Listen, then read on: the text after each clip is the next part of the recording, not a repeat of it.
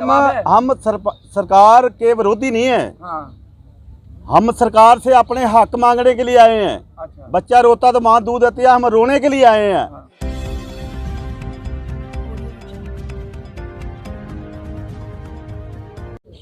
लगातार तीसरा दिन है आज आपका जंतर मंतर पर। क्या लग रहा है, कुछ प्रोग्रेस है, कुछ तरक्की है?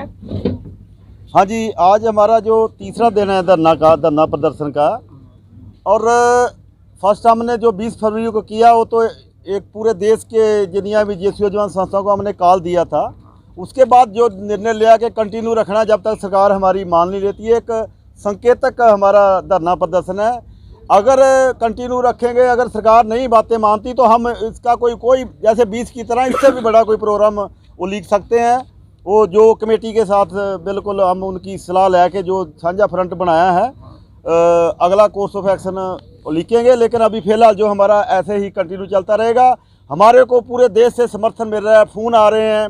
जो 20 फरवरी को नहीं भी आई हैं जेसीओ जवान संस्था, वो भी आने को तैयार है। कि हमने रोका हुआ है उनको कि जहां हमारे को परमिशन खाली 50 और 100 बंदे की है। अभी जो हम कंटिन्यू जो धरना प्रदर्शन, इसलिए हम ज़्यादा मना कर रहे हैं। फ़ोन आ रहे हैं पूरे देशों, पूरे स्टेटों से कि हम 200 बंदा लेके आए, हम 400 बंदा लेके आ रहे हैं। हम मना कर रहे हैं क्योंकि अभी परमिशन हमारे को 100 बंदे तक की है। जहां जब हमको कोई बड़ा कोर्स ऑफ एक्शन करना पड़ेगा। अभी जो 20 फरवरी का धरना है, वहाँ से एक मैसेज गया पूरे देश को। अभी पूरे देश के साबका सैनिक जाग पे हैं अपनी हक की मंगा वास्ते। उनके दिल में दर्द है क्योंकि उनको अभी हमारा जो आपके मीडिया, सोशल मीडिया के थ्रू देश के कोने कोने में जहां की खबर पहुंच रही है कि हमारे जवान हमारी हक की मंगा वास्ते धरना प्रदर्शन में बैठ गए हैं, तो उनके दिल में भी ये भावना है कि हम भी वहां पर जाएं।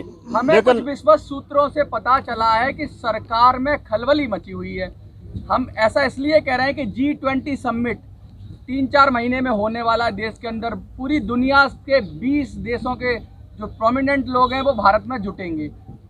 अगर 2-3 महीने में सरकार ने ये चीज़ को नहीं सुलझाया तो यहीं नई दिल्ली के एरिया के अंदर आप लोग रहेंगे, तो क्या संदेश जाएगा पूरी दुनिया में? बहुत दिक्कत होने वाली है। तो सरकार भी एकदम एक्टिव है। क्या लगता है आपको? आप सरकार पे जवाब है? हम सरकार के विरोधी नहीं है। हाँ।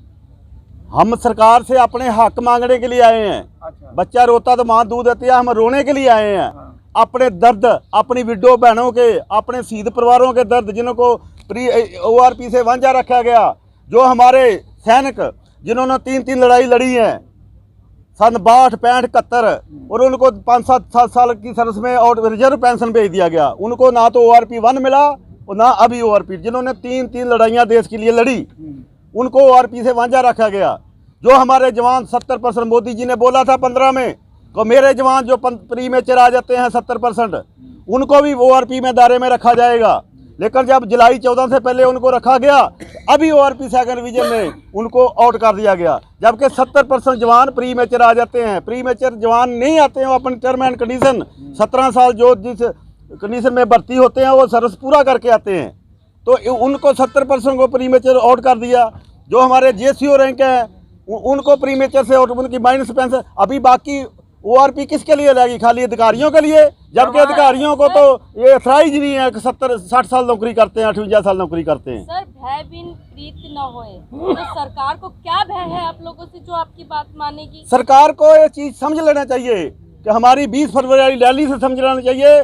अगर हमारे फर्स्ट कॉल के ऊपर इतने लोग पूरे देश से आ सकते हैं, और इतने लोग जो आए हैं वो जाके गांव-गांव, घर-घर जी में हमारा संदेश पहुंच गया है कि हमारी हक की मंगा वास्ते हमारे जवान हमारे लिए बैठे हुए हैं। हमारे बुजुर्ग 70-30 साल के जो घर-बार छोड़ के आए हुए हैं। तो ये संदेश सरकार को समझ लेना चाहिए। अगर हमारा जल्दी से जल्दी हमारे जड़े मुद्दे हैं अगर नहीं मानेंगे तो हम कोई बहुत बड़ा कोर्स ऑफ एक्शन देने के लिए मजबूर होंगे। किन परिस्थितियों में रहता है जवान बॉर्डर पर और अधिकारी किन परिस्थितियों में रहता है? थोड़ा तुलनात्मक बताइए, किस किस मुश्किल में आप लोग रहते हैं? और आज देखिए, जो सर्विस के दौरान अधिकारी है, जो अधिकारी अपनी ड्यूटी करता है, जवान अपनी ड्यूटी करता है। कुछ तो फर्क होगा ड्यूटी में। लेकिन ड्यूटी में तो जैसे आपने पहले ही मेरे से क्वेश्चन किया था कि भ्रष्टाचार हम ये नहीं बोलते। भ्रष्टाचार का मतलब है कि हमारे जवानों का जरा दुरुपयोग होता है सेना में भी, हाँ क्योंकि जो सहायक सिस्टम है, हाँ सहायक सिस्टम की वजह जो जिन अफसर को अनथराइज जो जवान बॉर्डर पे लड़ने के लिए भर्ती होता है, उनको अफसर के घरों में एज ए नजायज काम कराए जाते हैं जो कि अथराइज नहीं है उनको। आप ये कहना चाहते हैं कि जवान को अफसर नौकरों की तरह व्यवहार करते हैं और अपने काम कराते हैं, पर्सनल काम, ये कहना चाह रहे हो आप? बिल्कुल यही कहना चाह रहे हैं कि जैसे हमारा देश आज़ाद हुआ, हाँ। हमारा संविधान बन गया 1950 में, हाँ। संविधान चेंज हो गया, लेकिन हमारे आर्मी रूल जो अंग्रेजों के टाइम के हैं, जो अंग्रेज हमारे को गुलाम समझते थे, अभी भी हमारे जो आर्मी रूल 1911 के वही चल रहे हैं, वो चेंज होने चाहिए ताकि हमारी सेना में जो सहायक सिस्टम जरा खत्म हो सकता है।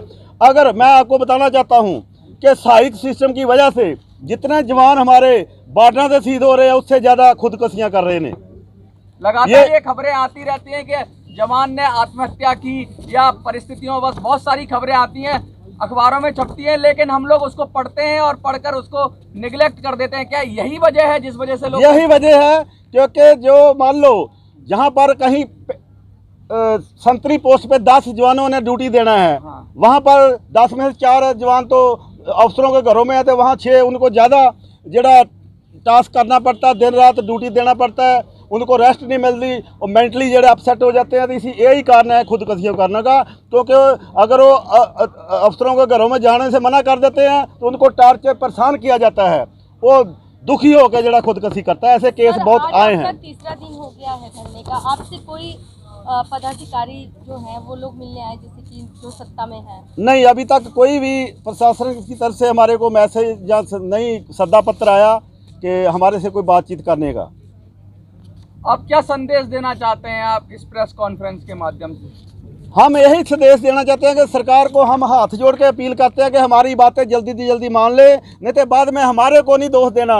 हम फिर काल दे दिया बड़ी, तो यहाँ दिल्ली में जगह नहीं मिलेगी पूरा देश का सैब कसैन का अगर इधर आ गया तो। बहुत बहुत शुक्रिया।